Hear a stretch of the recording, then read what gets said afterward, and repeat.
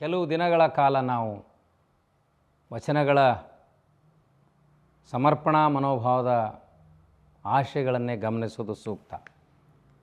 ನೀನೊಲಿದರೆ ಕೊರಡು ಕೊನರುವುದಯ್ಯ, ನೀನೊಲಿದಡೆ ಬರಡು ಹಯನವುದಯ್ಯ, ನೀನೊಲಿದಡೆ ವಿಷವೆಲ್ಲ ಅಮೃತ ವಹುದಯ್ಯ, ನೀನೊಲಿದಡೆ ಸಕಲ ಪಡಿಪದಾರ್ಥ ಇದರಲ್ಲಿರ್ಪು ಕೂಡಲ ಸಂಗಮ ದೇವ.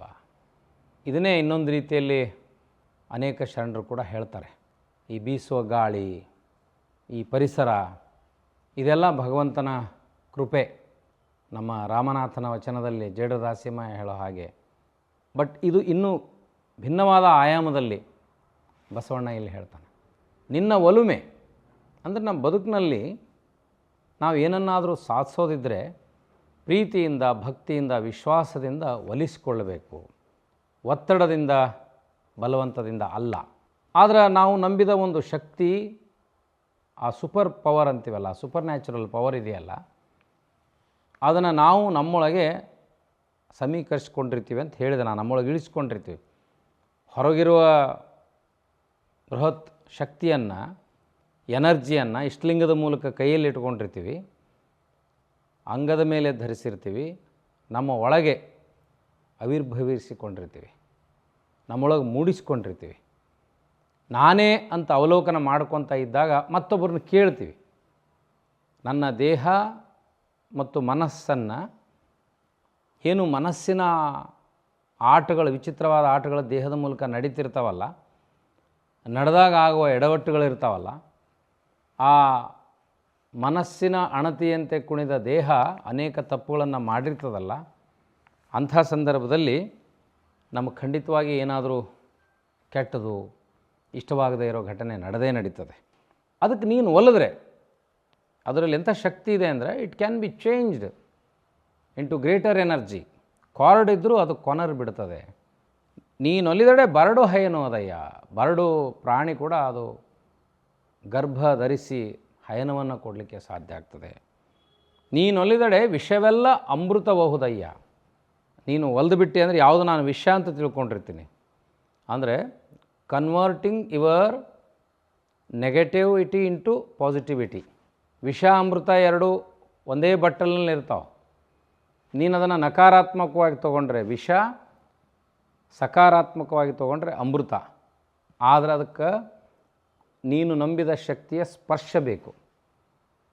ನೀನು ನಂಬಿದ ಶಕ್ತಿಯ ಸ್ಪರ್ಶ ಆದಾಗ ಭೂತಿ ವಿಭೂತಿ ಆದ ಹಾಗೆ ಅದು ತನ್ನನ್ನು ತಾನು ರೂಪಿಸಿಕೊಳ್ತದೆ. ನೀನು ಒಲಿದರೆ ಸಕಲ ಪಡಿ ಪದಾರ್ಥ ಇದರಲ್ಲಿರ್ಪೂ ಕೂಡಲ ಸಂಗಮದೇವ. ನೀನು ಒಲಿದು ಬಿಟ್ಟರೆ ಎಲ್ಲ ನನಗೆ ಬೇಕಾದದ್ದೆಲ್ಲ ನನ್ನ ಮುಂದೆ ಬರ್ತದೆ. ನೀನು ಒಲಿದ್ರೆ ನನ್ನ ಮುಂದೆ ಎಲ್ಲ ಬರ್ತದೆ ಅಂದರೆ ಅರ್ಥ ಏನು ಅಂದ್ರೆ, ನಾನು ಆ ರೀತಿಯ ನಿನಗೆ ಇಷ್ಟಕ್ಕೆ ವಿರುದ್ಧವಾದದ್ದನ್ನು ಕೂಡ ನಾನು ಬಯಸಬಾರದು. ನಾನು ಅರಿಷಡ್ ವರ್ಗಗಳನ್ನು ಬಯಸಿದರೆ ಅದು ಎಂದೂ ನೀನು ನಂಬಿದ ದೇವರು ನಿನಗೆ ಇಟ್ ಈಸ್ ಗ್ರ್ಯಾಂಟೆಡ್ ಅಂತ ಅನ್ನೋಕ್ಕಾಗಲ್ಲ. ಅದು ಸಕಾರಾತ್ಮಕವಾಗಿರಬೇಕು. ಸಕಾರಾತ್ಮಕವಾಗಿ ಮಾಡುವ ಕೆಲಸಗಳಿಗೂ ಕೂಡ ನಮಗೊಮ್ಮೊಮ್ಮೆ ಶಕ್ತಿ ಸಿಗೋದಿಲ್ಲ, ಪ್ರೋತ್ಸಾಹ ಸಿಗೋಂಗಿಲ್ಲ. ನಾನು ಒಳ್ಳೆ ಕೆಲಸನೇ ಮಾಡಬೇಕು, ಸದುದ್ದೇಶದಿಂದ ನೀ ಕೆಲಸ ಮಾಡಬೇಕಂತ ಹೋಗ್ತೀನಿ. ಆದರೆ ನಾನು ಮಾಡುವ ಕೆಲಸ ಮತ್ತೊಬ್ಬರಿಗೆ ಸದುದ್ದೇಶದದ್ದಂತ ಅನ್ಸಂಗಿಲ್ಲದು. Others feel that it may not be good work, it may not be positive work. ಹಂಗೆ ಅನಿಸ್ತಾರೆ ನಾನೇನು ಮಾಡೋಕ್ಕೆ ಸಾಧ್ಯ ಆಗುತ್ತೆ? I cannot convince them. ಯಾರೋ ಆಗಲೇ ನನ್ನ ಕೆಲಸದ ಬಗ್ಗೆ ಪೂರ್ವಾಗ್ರಹ ಪೀಡಿತರಾಗಿರ್ತಾರಲ್ಲ, ಅವ್ರಿಗೆ ನೀವು ಕನ್ವಿನ್ಸ್ ಮಾಡೋಕ್ಕಾಗಲ್ಲ. Then you should try to convince only the soul, spirit, the God which you trusted more. ನೀನು ನಂಬಿದ ದೇವರಿಗೇ ಮೊರೆ ಹೋಗಬೇಕು ಹೊರತಾಗಿ, ನೀನು ನಂಬಿದ ದೇವರನ್ನೇ ಕೇಳಬೇಕು ಹೊರತಾಗಿ ಅದು ಬೇರೆಯವರಿಂದ ಪರಿಹಾರ ಆಗಲಿಕ್ಕೆ ಸಾಧ್ಯ ಇಲ್ಲ.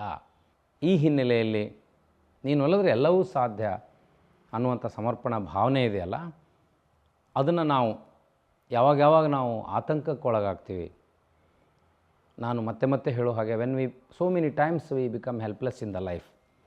ನಮ್ಮ ಬದುಕಿನ ಜೀವಿತಾವಧಿಯಲ್ಲಿ ಹಗಲು ರಾತ್ರಿಯ ಹಾಗೆ ಕಷ್ಟ ಸುಖ ಇದ್ದೇ ಇರ್ತದೆ. ಹಗಲು ರಾತ್ರಿ ಹಾಗೆ ಇರುವ ಕಷ್ಟ ಸುಖಗಳಲ್ಲಿ ಸುಖ ಬಂದಾಗ ನಮ್ಗೆ ಯಾರೂ ನೆನಪಾಗಲ್ಲ. ದುಃಖ ಬಂದಾಗ ಮಾತ್ರ ಎಲ್ಲರನ್ನೂ ಹುಡುಕಾಡಕ್ಕೆ ಟ್ರೈ ಮಾಡ್ತೀವಿ. ಎಲ್ಲರನ್ನೂ ಸೇರಿಸ್ಕೊಳ್ಳೋಕೆ ಟ್ರೈ ಮಾಡ್ತೀವಿ. ಅದಕ್ಕೆ ಸೋಲು ಅನಾಥ, ಗೆಲುವಿಗೆ ನೂರಾರು ಜನ ಅಪ್ಪಂದಿರು.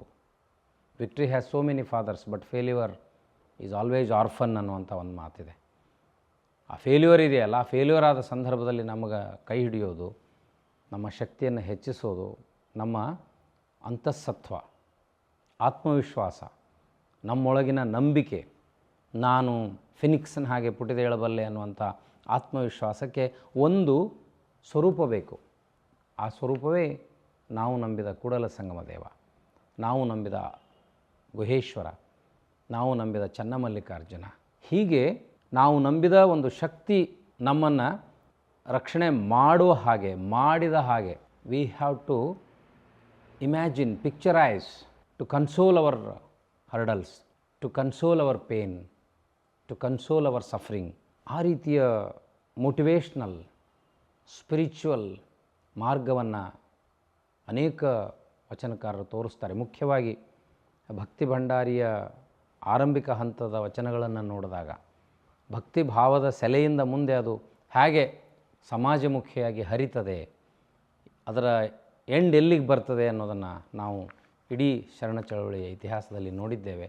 ಹಾಗೆ ನಮ್ಮ ಬದುಕಿನ ಕಠಿಣ ಸಂದರ್ಭಗಳಲ್ಲಿ ಈ ರೀತಿಯ ಭಾವನೆಯಿಂದ ಸಮರ್ಪಿತರಾಗಿ ನಾವು ನಂಬಿದ ಶಕ್ತಿಯನ್ನು, ನಾವು ನಂಬಿದ ಗೆಳೆಯರನ್ನು, ನಾವು ನಂಬಿದ ಬಳಗವನ್ನು ನೆನೆದಾಗ ದುಃಖ ದೂರವಾಗಬಹುದನ್ನುವಂಥ ನಂಬಿಕೆ ನನ್ನದು. ಶರಣು ಶರಣಾರ್ಥಿ.